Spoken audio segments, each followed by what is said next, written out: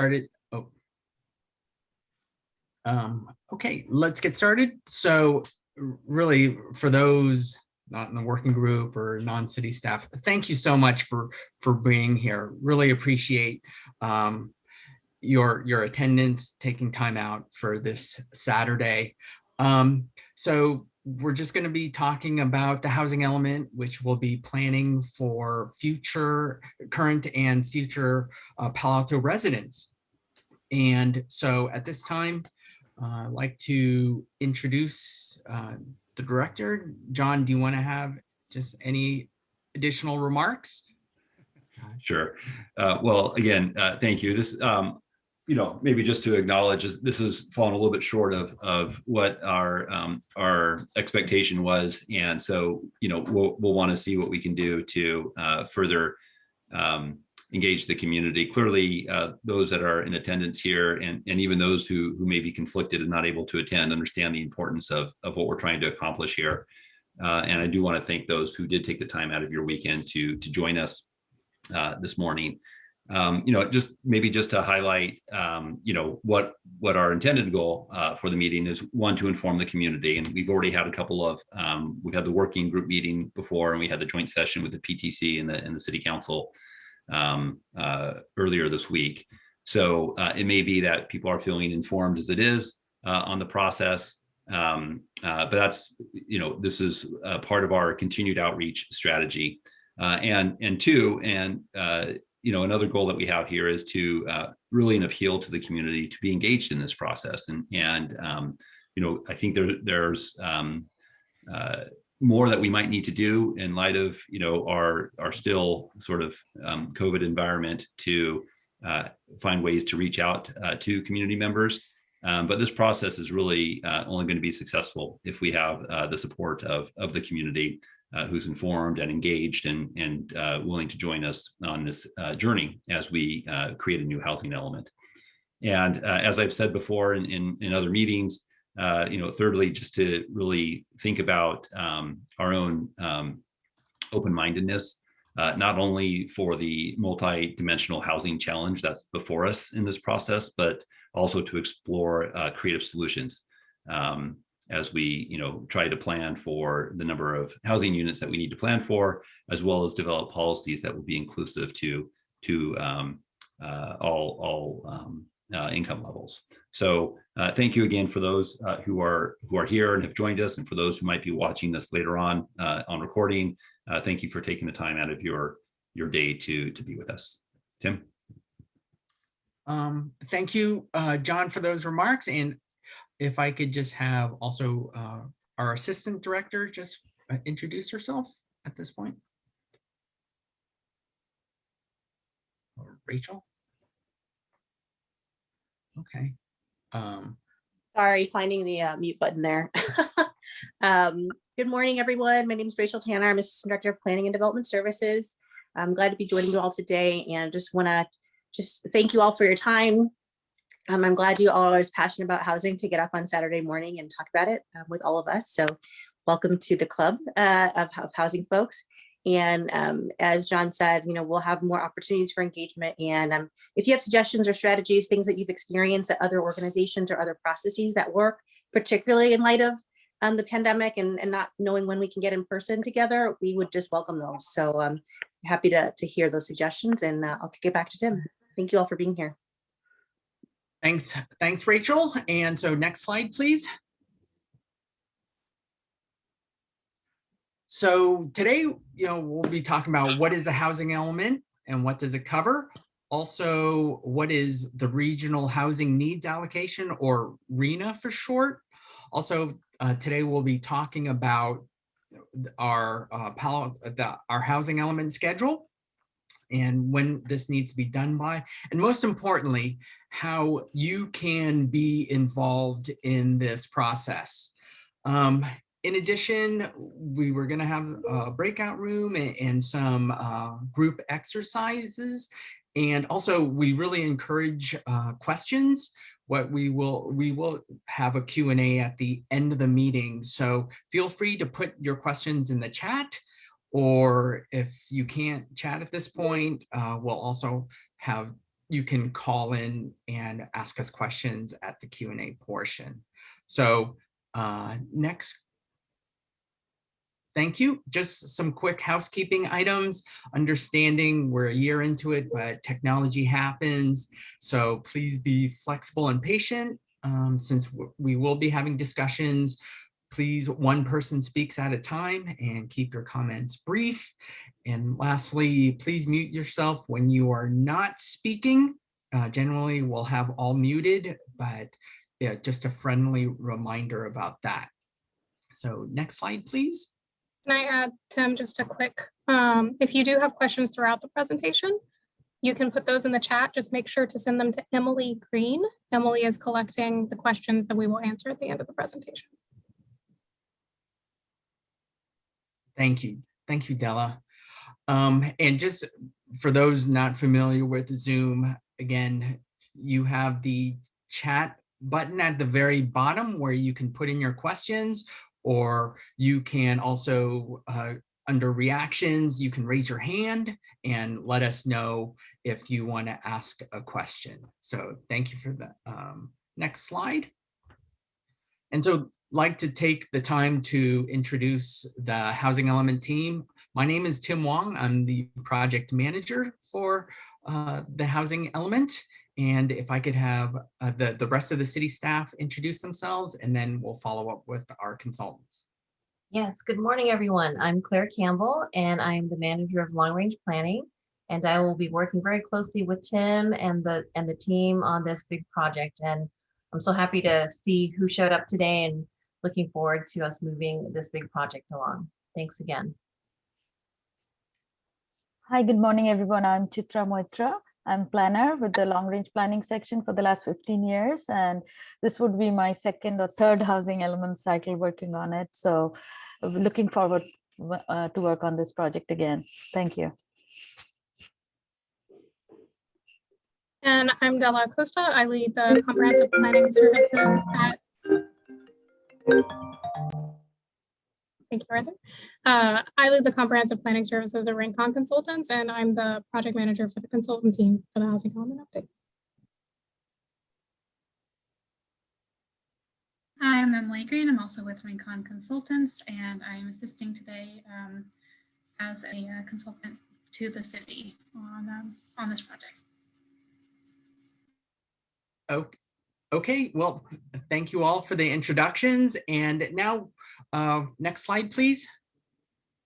We're going to do an icebreaker. And so you've had the chance to see us, and now we want to see you. So understanding it's a Saturday morning, and if you don't feel comfortable with it, if I could have everyone please turn on their cameras so we can see everyone. And what I'm going to do is we're going to play this game. How long have you been in Palo Alto? And what I'm going to do is just read off some events that have transpired in Palo Alto in the past 60 years, starting with the present, and we're just going to roll back. And if you were in Palo Alto for that event, keep your camera on. And if you weren't in Palo Alto for the event, turn your camera off. And then by the end, we'll see the last person standing, and you get bragging rights. So we'll go ahead. This applies to staff and consultants, right? Everyone, we're all in this together. All right. So, or maybe we'll say even if you remember, but hopefully we'll have fun with this and you'll learn a little about the city of Palo Alto. So in 2015, who was here for the opening of the Magical Bridge in Mitchell Park? If you were here, keep your camera on. If you weren't, turn it off. Okay, previous decade, in 2006, who was here to celebrate Palo Alto High being state champions in boys basketball? Again, 2006, who was here when Pally won the state championship? And bonus points to name a certain basketball player on that team. Jeremy Lin. So he led that team. Backing up, 1994, who was here to celebrate Palo Alto's centennial? If you were here, keep your camera on. If not, turn off. All right, we still have a few people, so good job. Going back to the 80s, in 1985, who was here to see Stanford host the Super Bowl? 1985. All right. We still have 1, 2, 3, 4, 5 people. All right. Going into the 70s, who was here in 1976 to see a snow day? It snowed in Palo Alto in 1976. Ooh, okay. We still have 2 people, Charmaine and Art. So good job. All right. And then lastly, in the 60s, who was here to see a movie at the Palo Alto Drive-In? Oh, okay. Well, Just you, Tim. no, not even me. Sorry, I should turn off the camera. But just Palo Alto Drive-In, now known as Greer Park, was opened in the 60s and it closed in 1969. But thank you all for participating. This is great to show that, you know, everyone, we have decades of experience with Palo Alto residents living in Palo Alto to provide great input. So thank you for playing that icebreaker. Can we go back to the, thank you. And so next up, we have the housing element and what it covers. Oh, next slide, please. And that will be led by Della. Yeah, so yeah, there we go. The housing element is one of the 8 mandatory elements in the city's comprehensive plan, which is the long-term development plan for the city of Palo Alto. And the housing element is governed by the California Government Code, like the rest of the comprehensive plan. However, unlike most of the comp plan, the housing element is required to be updated every 8 years, and it has to be certified by the State Department of Housing and Community Development, HCD. The deadline for jurisdictions in the Bay Area region to have an updated certified housing element is January 31st, 2023. So that's the deadline we're working towards with this project. Next slide. The housing element is a policy document that identifies adequate locations in the city for future housing that could be developed over the next 8 years, so the city meets its share of the regional housing needs for all segments of the community. It also includes programs and policies to promote housing opportunities for all, and it meets other specific state legal requirements and certification requirements. Whoop, go back. So I'm just going to clarify for a second that the housing element identifies sites where housing is allowed to be developed. Because the city doesn't directly build housing, it's private developers or nonprofits that build housing. It doesn't guarantee or require that housing is built on these sites. The housing element facilitates development by developers by removing barriers to building housing or allowing housing to be built in different areas. Now we can go forward. So the housing element covers the 4 broad categories that you see here. The community profile includes socioeconomic demographics and housing characteristics and allows for the analysis of the existing and projected housing needs for the city. It also takes a look at governmental and non-governmental constraints to housing to identify where barriers might exist. So governmental constraints are things like zoning, application processes, or fees to build housing.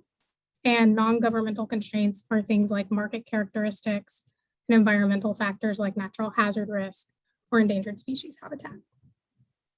It also provides information on housing resources across the city, including the identification of sites that can be used for future residential development in order to meet the regional housing needs allocation requirement, which I'll talk about in just a minute. And it includes financial and administrative resources like grants and other funding opportunities. And finally, the housing element provides an implementable plan for this 8-year planning period. That includes the development of goals, policies, and programs that support that plan for housing.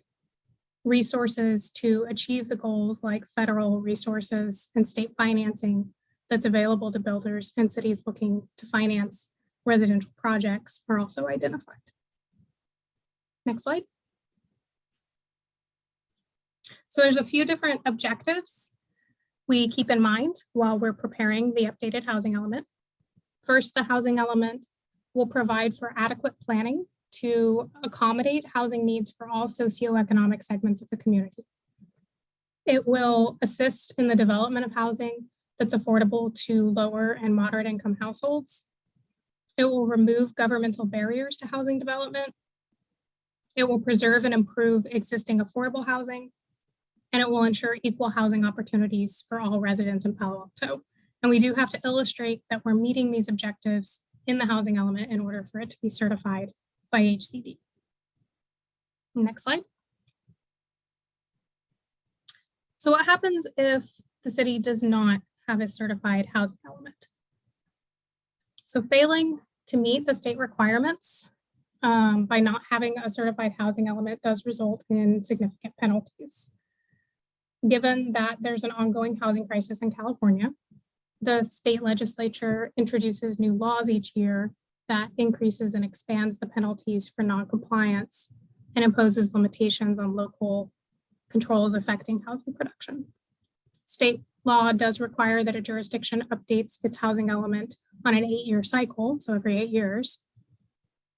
Failing to achieve certification by HCD's deadline, which for Palo Alto, like I mentioned, is January 31st, 2023, results in the jurisdiction having to update the housing element on a 4-year cycle instead of an 8-year cycle. So they have to do it twice as often. And then there's Assembly Bill 72, which gives HCD the authority to refer the violation to the State Attorney General, and Assembly Bill 101 for jurisdictions failing to timely adopt a local housing element. They can be fined tens of thousands of dollars per month until HCD determines they're in compliance. In addition, failure to have a certified housing element can result in Palo Alto's entire comprehensive plan being deemed inadequate and invalid, which leaves the city open to litigation regarding the validity of land use decisions. And finally, jurisdictions that do not have an approved HCD certified housing element are not eligible for grant funding for a variety of housing, community development, and infrastructure projects. Next slide. Okay, so originally, like Tim mentioned, we were going to do breakout rooms for this, but I think since we have, not sure how many participants we have at this point, but I think maybe we'll just stay in the main room and have a little discussion on this question here. Does that sound good, Tim? Yeah, that sounds great. And so, in regards to the breakout Go ahead. Okay, sorry. We're asking you, what do you like about your home's location and what don't you like about it? And the purpose and intent of this question is just to gauge what services, what amenities, just what things you like around that you enjoy around your location and your home's location, and we can take these and integrate it into the housing element. And what don't you like about it? Maybe you have to get in your car to drive to get to services or other things. So we're just trying to draw out those amenities, services, what have you, that are around your home that we can use in planning future housing. So yeah, that's so we look forward to hearing what comments you have about what you like about your home's location. Yeah, so maybe Medina, we could stop sharing the slides for a second so we can see people, and we can either raise your hand, or if no one raises their hand, we can start calling on people.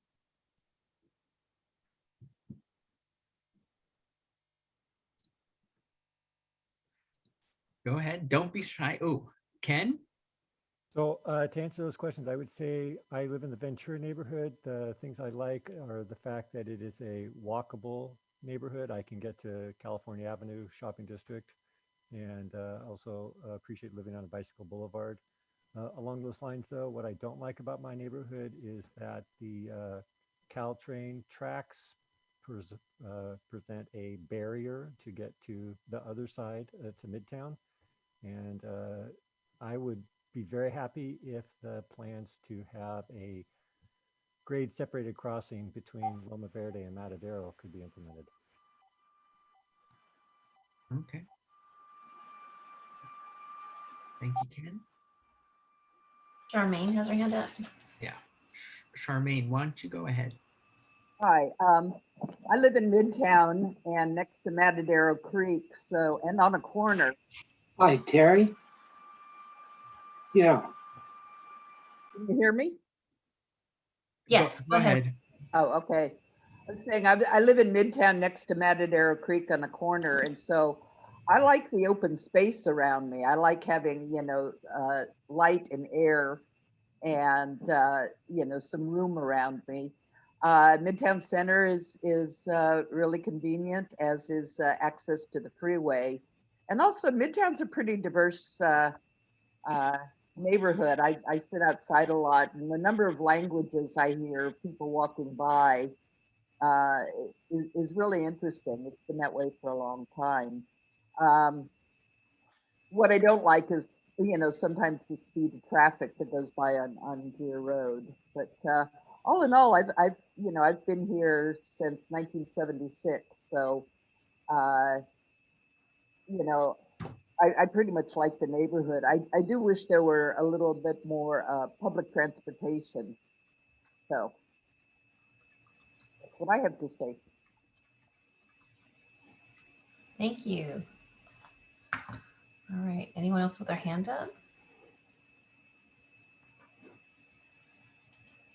If nobody else, anybody else would like to share? If not, might start calling on people just to get some comments, but I think I also saw a couple of people just enter, so maybe repeat the question.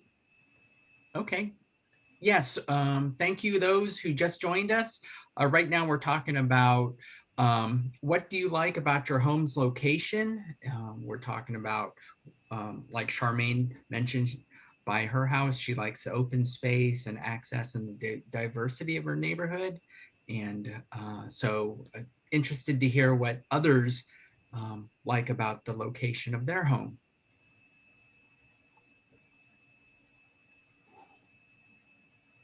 I see Arthur, you raised your hand. Go ahead, Arthur.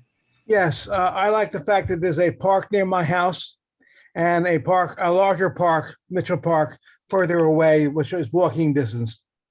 And I like the fact that my house has a backyard and a side yard and a front yard, that there's green around my house.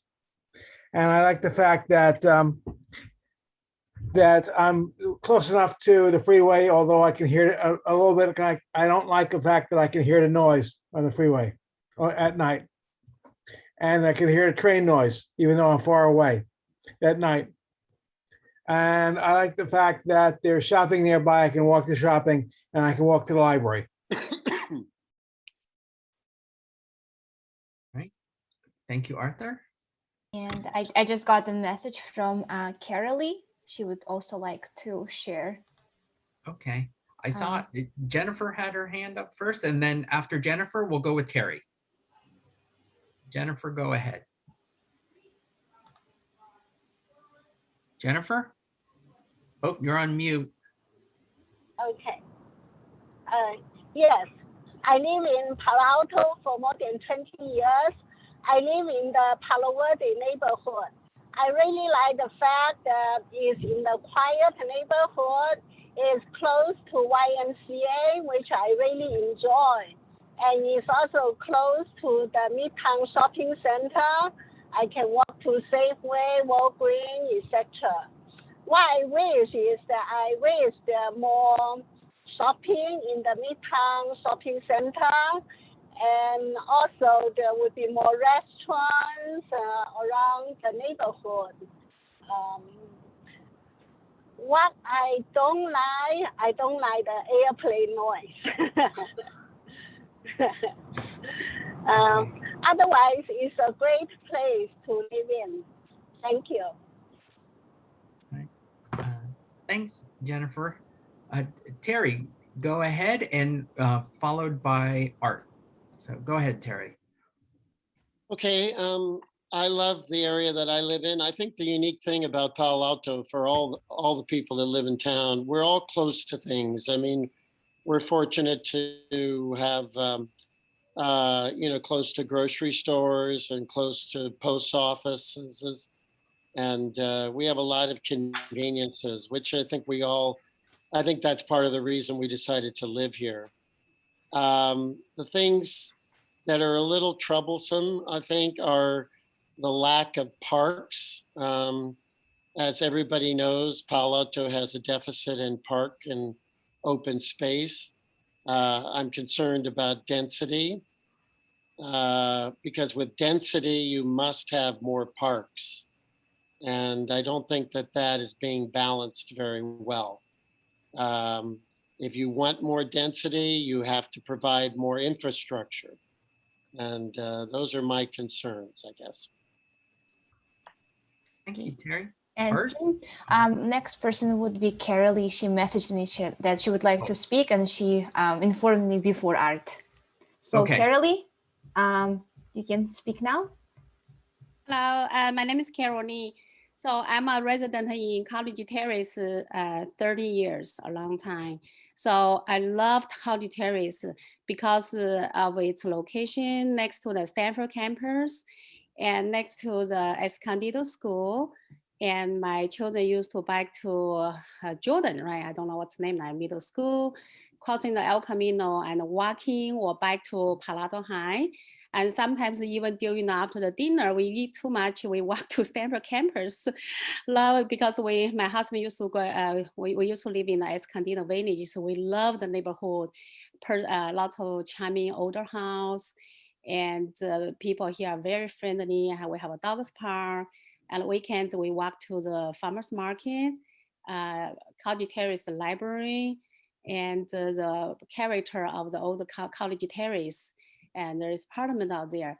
What I don't like College Terrace is that because we have so many apartments around William and Harvard, close to El Camino. So lots of people, they really drive so fast. Even we have a bumper.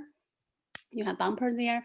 I remember 2 times my daughter biking or walking on the College Avenue, Stanford Avenue, went to the Jordan Middle School, Palo High, almost get hit by those apartment people living there. So we like diversity, we like more housing, but it's causing lots of dangerous for the young kids because people love the neighborhood. You can walking, biking, very friendly, but some people really don't care. They drive it so fast, almost jump my daughter's bike. It's terrible. Remember 2 years ago, 14 years, the boy was hit by the car between the El Camino and I think the college or Stanford. That was a terrible story. Very terrible. The parents is heartbroken and left his white bike at the corner of El Camino. So we really like a diversity of cultures, but we really want a city to be consideration of our safety of our children, family. And we really support the local grocery store on the College Terrace, El Camino there. So we love the neighborhood, but we love more about our life. We want to stay safe and healthy here. Thank you. Thank you for hearing our story. We are 30 years living in College Terrace here. We love this, but we want our safety for our children.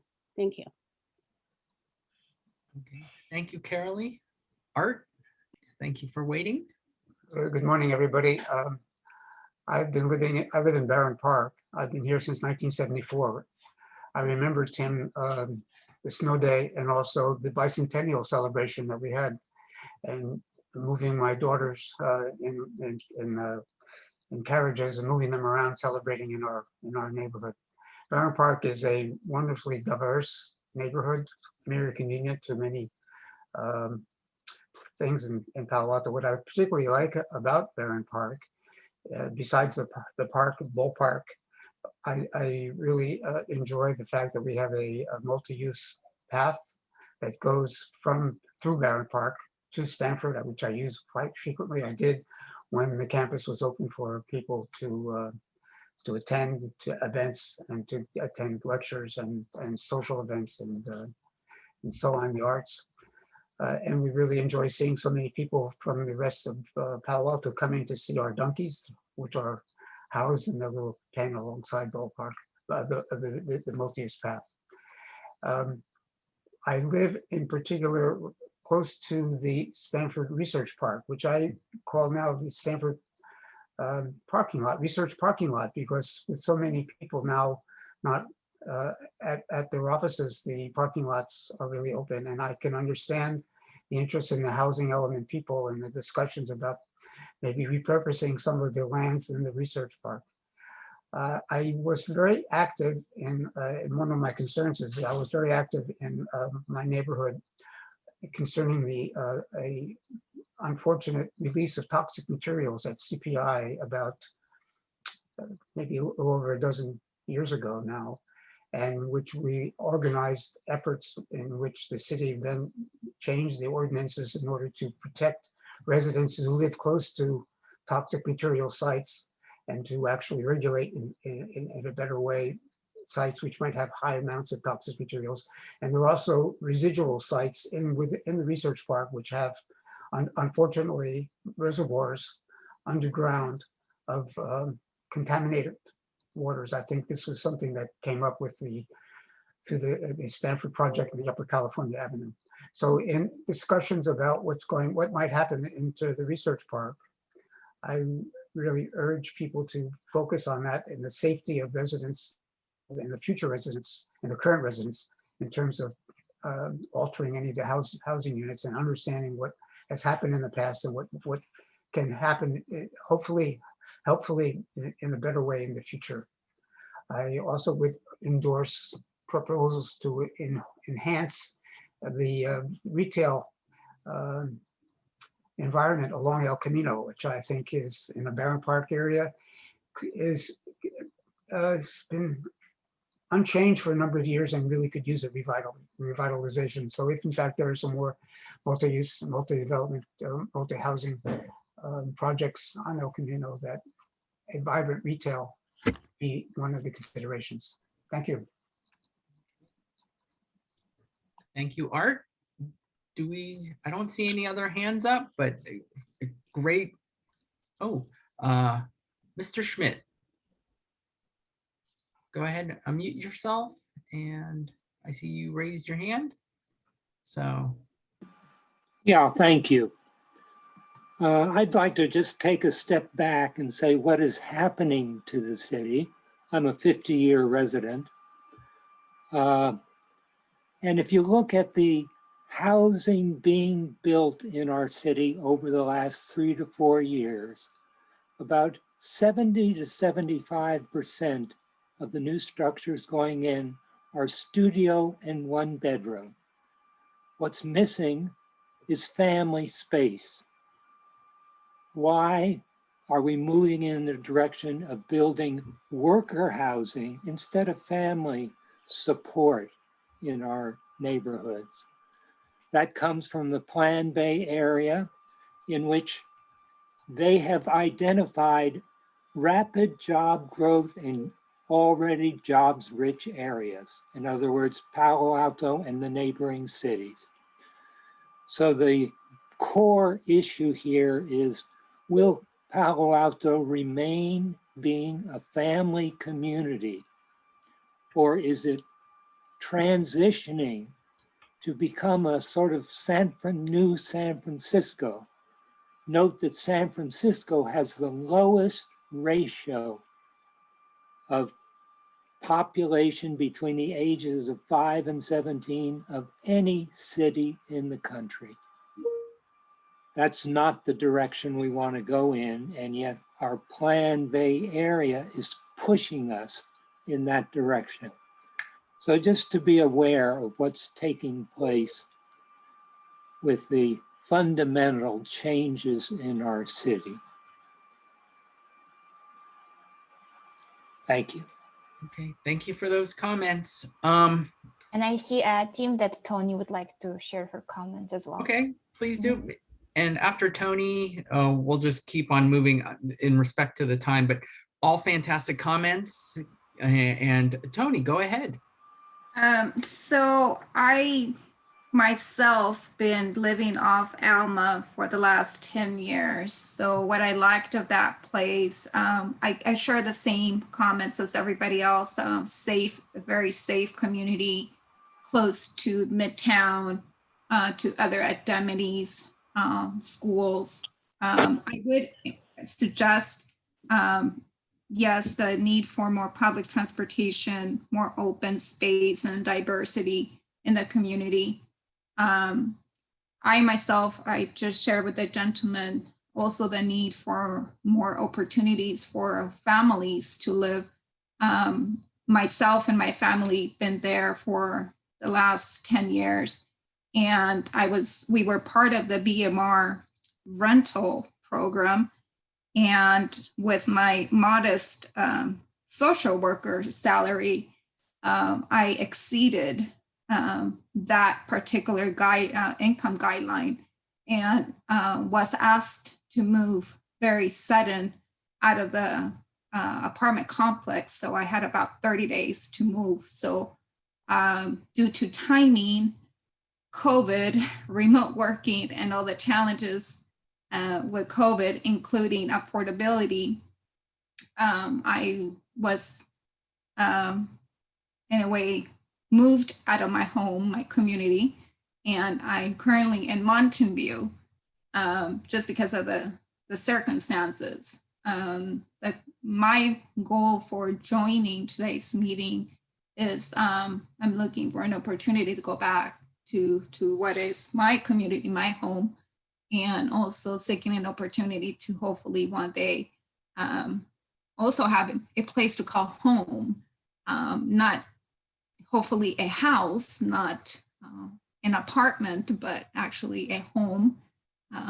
So that's my goal for being here today and participating with the program, that eventually, hopefully that could be a possibility with the program and the restructuring and making more opportunities for other low income earners to also have an opportunity to live in a safe place and not to be displaced of what you have been calling home for many years.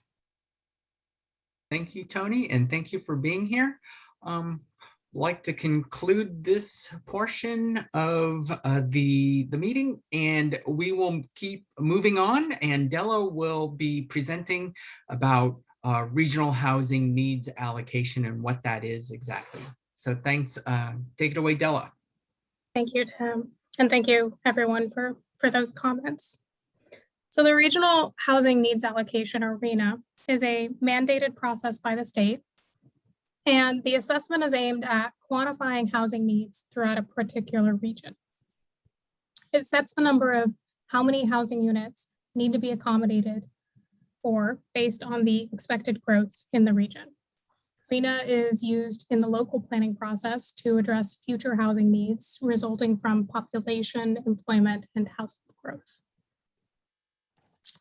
The RHNA process looks at an 8-year planning process. The city is currently in what's referred to as the 5th cycle. So the 6th cycle covers the next planning period, the next 8 years. So this is why you may hear the housing element update referred to as the 6th cycle housing element or the 6th cycle update. And the planning period for this update will go from January 2023 through January 2031. Next slide. The RHNA process has a number of its own objectives.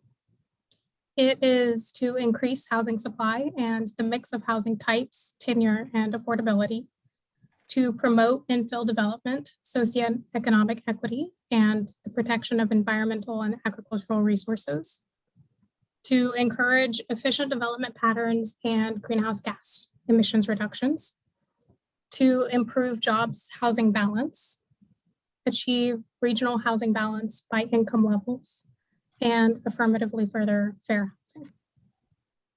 Next slide.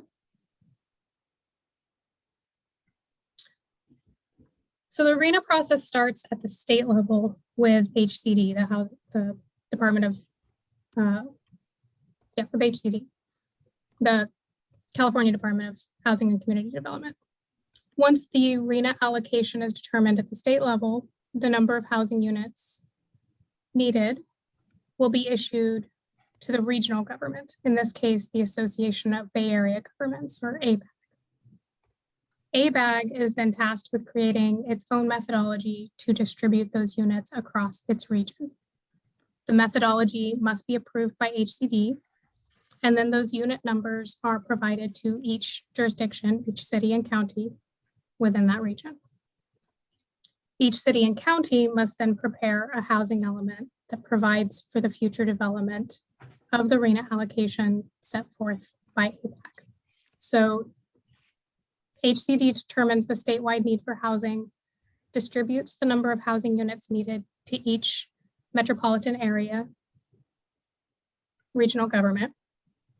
ABAG, the Bay Area's regional government, allocates that regional distribution to the cities and counties in the Bay Area based on its approved methodology. And then the city of Palo Alto decides how and where to allow housing units to meet that allocation. Next slide. Palo Alto's total allocation of housing units for the sixth cycle is 6,086 units. To compare that with some of your neighbors, that's lower than Sunnyvale, which has a RHNA of 12,000 units. It is a little higher than Cupertino, which has 4,600. Palo Alto's 6,086 units is allocated across multiple income categories that we'll need to plan for. And you'll see the distinction between each category here on the screen. 1,556 units are allocated to the very low income category, 896 to the low income, 1,013 units to the moderate income, and 2,621 to the above moderate income. So these are the number of housing units that the city will need to plan to accommodate in the next 8 years through the housing element. Next slide. Thank you. And how will we do that? There's a number of steps that we take. First, we look at any pending and approved projects. Those any pending and approved projects that are already in the works can be counted towards that allocation. Then we evaluate sites across the city that have appropriate zoning designations to accommodate residential developments by each category. Sometimes rezoning sites is required in order to meet the RHNA allocation, and we look at commercial and industrial sites first, and then multifamily housing sites before we look at single family. And we'll identify together as a community the sites that we believe are appropriate for this level of density in order to meet the RHNA. We'll also take a look at accessory dwelling units or ADU production because those can be counted towards the RHNA. We'll look at development constraints on housing development and new housing legislation to see if we can improve any processes to allow for more housing. And we'll review the city's housing programs and policies to see where they can be improved and ensure they are meeting the needs of all Palo Alto's residents. Next slide. Now we've got a little pop quiz. So looking at this slide here, this housing development, take a guess at what you think the density is. Do you think it's 15 units per acre, 25 units per acre, 35 units per acre, or 45? So if we had this housing on an acre, how many could we fit?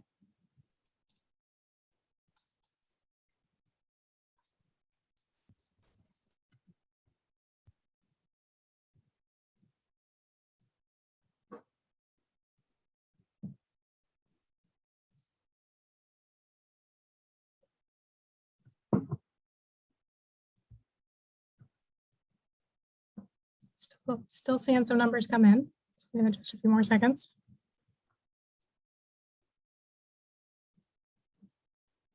All right, haven't seen any new ones come in a few seconds. So I'm gonna end it here. And you guys are good. It is 25 units per acre.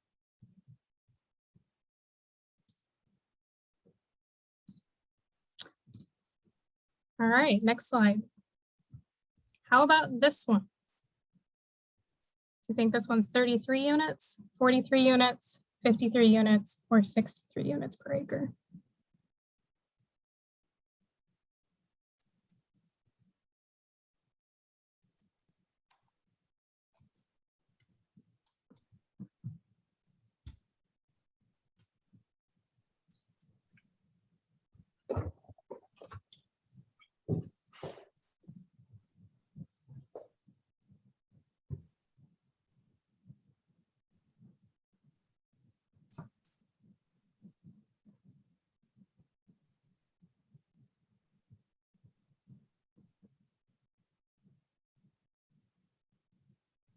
like this one might be a little harder.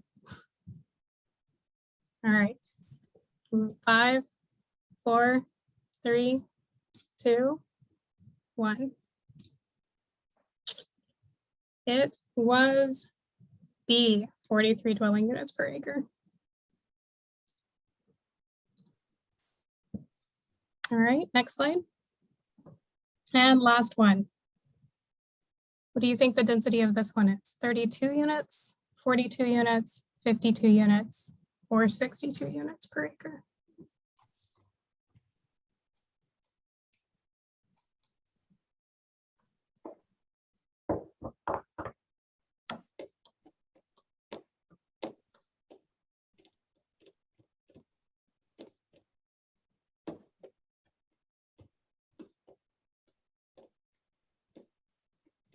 Oh, it went fast. I think I got everyone within the first few seconds.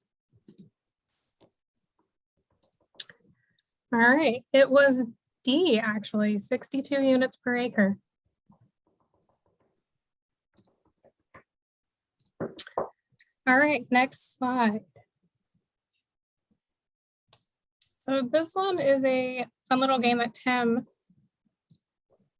is going to lead. So Tim. So thank you very much, Della. And thank you very, so our next, this is a group exercise, and this is asking about the future of Palo Alto housing. So specifically, what 3 words should you describe future Palo Alto housing? Again, what 3 words should describe future Palo Alto housing? Next slide. So what I want everyone to do is go to this website at www.menti.com. If you can open up another tab on your computer and go to that website and enter in that code. Once you enter in that code, what it will do is it will, and let me go ahead and share my screen. It'll ask you to enter in 3 words. Please type in 3 words before hitting enter. And so what'll happen is after you hit enter, the screen will start populating with everyone's 3 words. And if there's a common theme, well, I'll let you go ahead and type in those 3 words, and the rest should be, you should see the results of your collective actions. Great, we have a diverse, affordable, and varied. Keep them coming.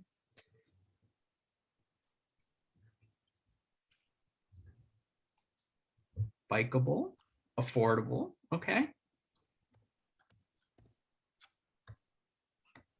We've had 3 people submit so far.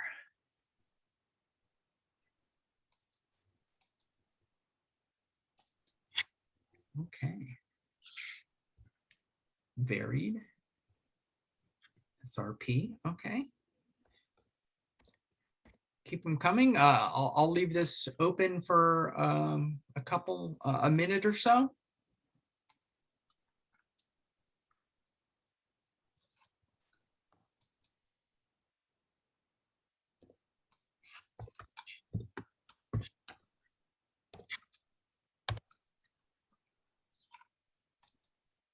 Family friendly, that's a good, pleasant. Seems like right now, affordable is certainly a common theme of future housing. And so what we'll do, yeah, awesome. A little more activity. Nice. A mix of uses, great. Inclusive, safety, always very important. Infill, all very relevant.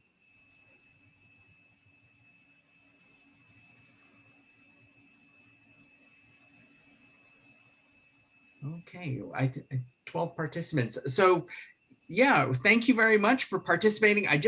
This is a great way to show words that people should feel that should be applied to housing in Palo Alto in the future. So what we will do is we will take these words and make sure to integrate them into planning the housing element update during its preparation. So thank you very much for adding all these words, and I'll stop sharing my screen, and then we will move on to the housing element schedule. But also wondering, does anybody have any just quick comments about these words or any reactions? But, okay, seeing none, Della, take it away. Thank you, Tim. You can go on to the next slide. So this is a look at a very high level look at the timeline for the housing element update. This is just illustrative, so keep that in mind. We will have more detailed timelines as we get closer to each milestone. We kicked off the project with staff in March and have had the first meetings with the working group and a public meeting with the Planning and Education Commission and City Council. The working group meetings are held monthly and are open to the public. So you're welcome to attend and provide public comment at each of those meetings. And then we have several ways that you as the community can be involved this summer as we go through the site selection process, and again into next year during the environmental review while that's being done, and then again when the draft housing element is ready. And then I'll let Tim go into detail on the specific ways you can be involved. Okay, thank you. Next slide. So how can you be involved? So this is, if you will, one of the most important parts of the meeting, but the city will continue on with its community outreach efforts. But first and foremost, if I could encourage everyone to, if you haven't already, go to the city's website at paloaltohousingelement.com. There you can sign up to be notified for future events. In addition, it will list current events. And so that's a very good way to continually stay engaged. Also, we will do mailings and e-blasts to agencies, organizations, and community stakeholders with additional upcoming events. And again, if you could periodically check in on the website, because we will always be updating the website. In addition, we'll do media releases as well as social media. Next slide. Next slide, please. And here are opportunities where the community, persons such as yourself, can also provide input, as Della had mentioned. We will be trotting out a survey to the community in early summer. We will be having another community workshop as we go into the site selection. In addition to this workshop, we might repeat this again. So there will be another community workshop, probably looking a little bit in a few weeks, and then later in the summer, excuse me, like midsummer.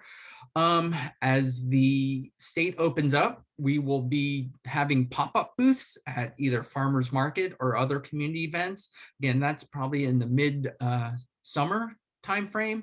And along with site selection, we are developing an interactive mapping tool to help the community physically site these 6,000 units. So that should also be coming out in midsummer. And lastly, as Della mentioned, there will be numerous public meetings for this housing element update. There is the working group meetings that are regularly scheduled for every Thursday, first Thursday of the month from 5:30 to 8:30. In addition to those working group meetings, there's when the Planning and Transportation Commission formally reviews the housing element, in which There will be multiple opportunities with the Planning and Transportation Commission and also with the City Council, where we have scheduled multiple meetings with the council just to discuss the housing element. So those are some opportunities where, again, the community is able to provide input. And so that wraps up community input.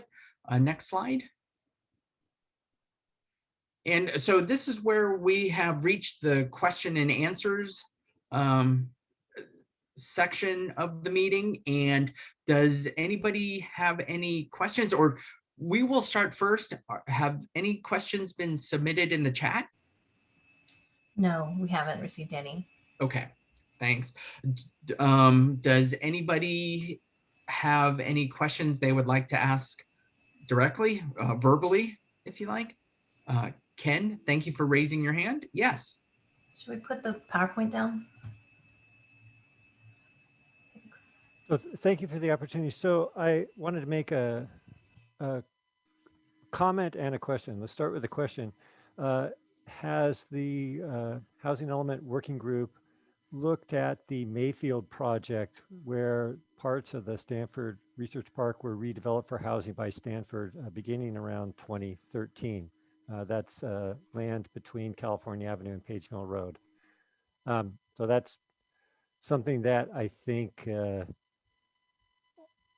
I would like to see replicated in other parts of the Stanford Research Park. I don't know if that's possible or not, but just wanted to ask if that's already on your radar. The other thing I would like to do is invite any members of the working group to come walk with me along the block that I live on. I live in the Ventura neighborhood. Depending where you draw the lines, there are 10 or 11 parcels on my block. One of those has an ADU, 2 of those are occupied by duplexes, and 1 is occupied by a fourplex. I think my block is very livable, and I would be happy to discuss that with any members of the working group who wish to see what we have here on the block I live on. So thank you. Thank you, Ken, for that question. And just to address your question, in that, just to let you know, the working group has met one time last Thursday, and so they just started meeting. And also in our working group, we do have 2 representatives from Stanford University. And so while we haven't engaged in actual discussions about Stanford Research Park, that could be a consideration moving forward, but we just haven't gotten there yet in working group discussions. And would anybody like city staff have anything else to add? But that's where we are right now. We're at the very beginning of the process. So thank you for that question. Any other questions? Mr. Schmidt, Greg Schmidt, go ahead. I see your hand up. If you want to ask your question or. Yes, a real basic question. The slides did not show where that housing number came from. This is over 4 times higher than our previous housing requirements. Why is it so high? Because the whole model is based on job growth, jobs in already jobs-rich areas.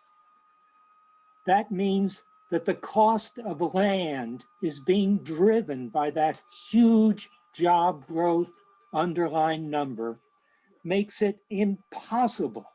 We cannot meet the desire for diverse, affordable, and family-oriented housing when the underlying cost of housing is so high. So critical question is, why did HCD base their number on extremely rapid job growth, which entails extremely high land and housing costs, making it impossible to develop diverse, affordable family housing that I think we all would support. Okay, thank you, Greg, for your question. Can't explain HCD's response, so but thank you for your comment. Yeah, maybe I'll just note that, that fair comment, and I know that there's been a number of community members concerned about the HCD number, as on really both sides of the argument, one that is too high and one that is not high enough. So, I think there's a space for the community at large to be engaged in that. I will note, we're not at a place where we can challenge that number. It is the number, and ABAG is with its HCD approved methodology, it will distribute housing units across the Bay Area based on that, in accordance with that number and their housing methodology. Just for those watching, there is a question being presented to the council. I think it's for May, is it 18th? Maybe staff, Tuesday the 18th.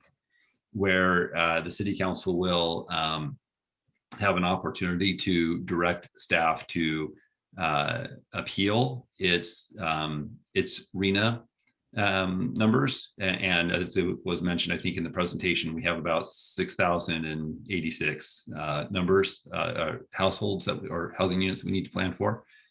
And that's where we are. At this point, we're planning as if that's the number that we need to incorporate into the housing element, unless we're directed by council otherwise, or by through an effective appeal. So there's a staff report that's online if you're interested in learning more about that.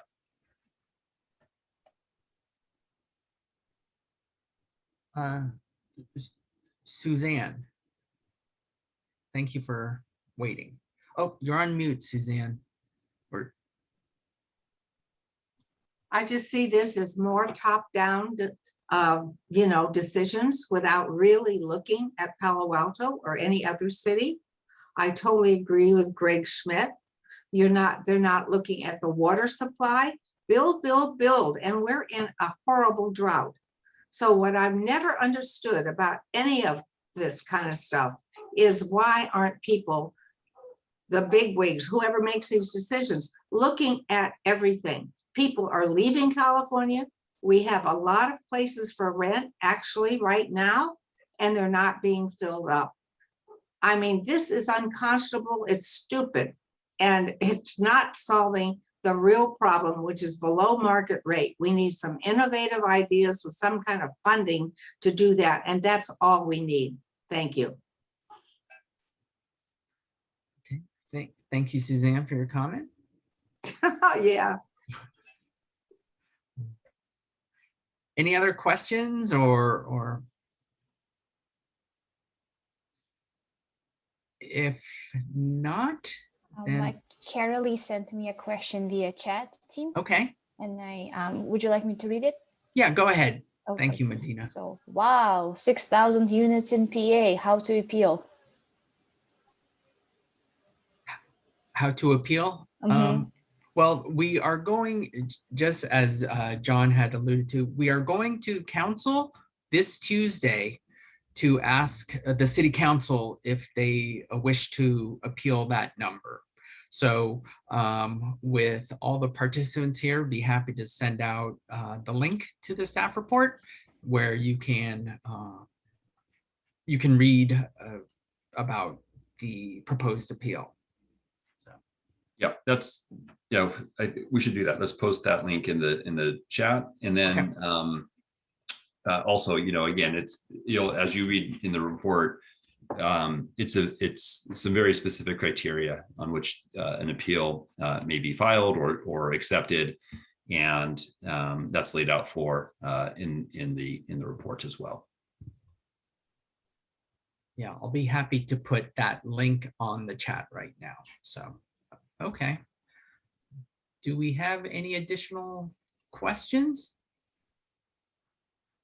Terry, go ahead.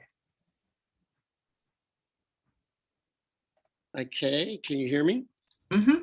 Okay, I'd just like to repeat too what Greg Schmidt said earlier, which was if we want family housing, and I think we all do, and affordable housing, then we need to plan for that. And that is, you know, if we're just going to build high rises that are focused on studios and small units, that is not what families desire. And families, clearly the pandemic has shown that part of the reason why people are moving out of San Francisco is because they're looking for family oriented homes. They're looking for homes that have backyards. They're looking for homes that have a little bit more room and more space. And I think that that certainly is the appeal of Palo Alto.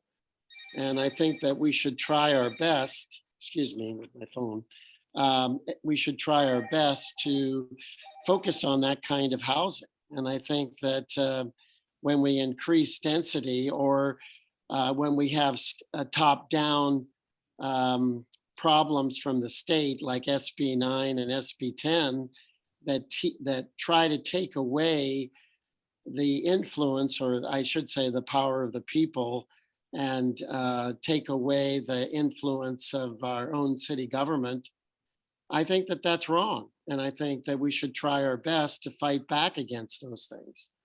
And I encourage our city staff and also our city leaders to take a stand. And this is important. This is important for the future of our area and the future of our quality of life that we live in. So those are my comments. Okay, thank you, Terry. And I see Susan gave a thumbs up to that. Okay, very good. Any other questions or comments? Maybe just I'll just offer, you know, I appreciate those comments, Terry, and from Suzanne and others who share that perspective. And certainly we at the staff and with our consultants understand, you know, there's a lot of attention on that issue, and we certainly are aware and are tracking the state legislation that those items that are the bills that are going through now, and of course the ones that have been passed. And just so that, you know, we're understanding that the working group, which is going to be reaching out to the community and trying to receive, you know, feedback. Our charge here isn't going to be challenging the state for the housing element that we're working on. All of our focus and energy at this point is going to be spent working on policies and programs designed to meet the number that has been assigned to us. There may be a separate or another conversation that's taking place, and I think that continues on May 18th at the council as to whether or not the council wants to file an appeal. But we do not have really an option at this point. And all of our energies need to be focused in on trying to meet that number. And actually, it's a little bit more than that number because we need to anticipate sites being developed that are not, you know, if housing sites that we identify are not developed for housing at the densities that we're anticipating through this process. So we understand that there's a lot of concern, and I just want to make sure that as we go through this, we can have those conversations and be aware of those, but I also want us to be focused in on what the working group and the staff will be working on as we go forward. Okay, thank you, John. If there are no more questions, that can you bring up the PowerPoint, please? Thank you, Medina. Tim, there was one question that was posted in the chat. And it was from Ken Choi. It was, can water supply be considered a non-governmental constraint? And how do the RENA goals mesh with climate crisis induced drought? That's a really good question in regards to water supply being considered a non-governmental constraint. I am not 100% sure because it does affect the entire state, if you will, in this current situation versus just the city. So I can get back to you about that question.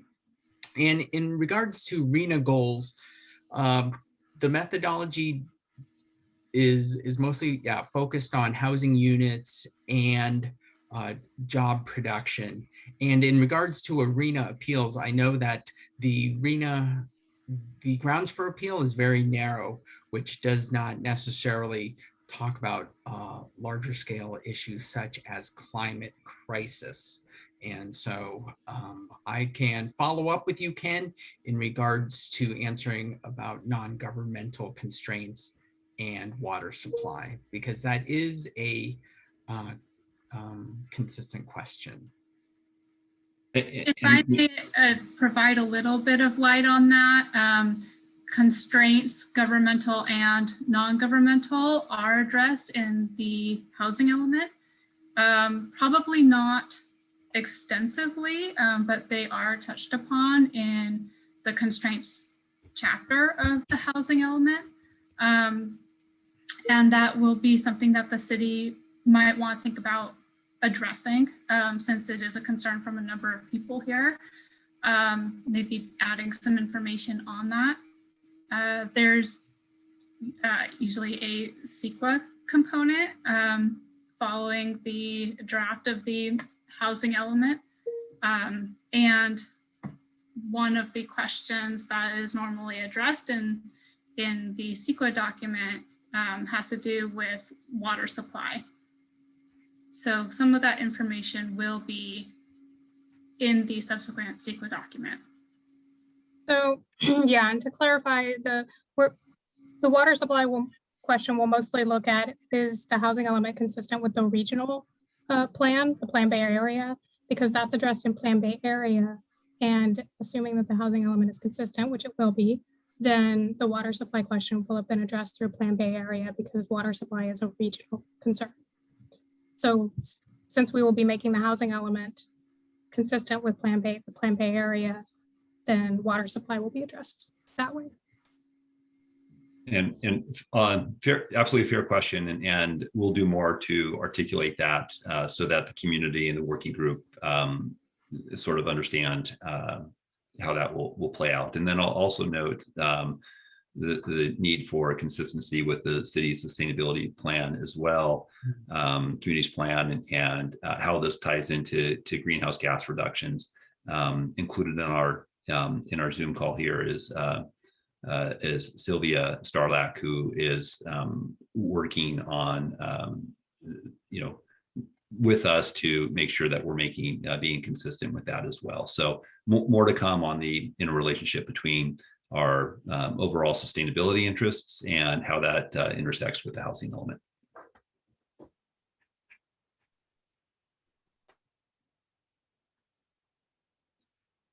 Okay, thank you. Thank you so much for all those questions and comments. This is exactly what these type of questions we want to hear from the public, and also comments also. So thank you everyone who shared. So next slide. So this concludes our workshop. Once again, thank you so much for spending time on your Saturday morning to participate. We really appreciate it. Any follow-up questions or comments, we always welcome feedback. You can send it to our email at heupdate@cityofpaloalto.org.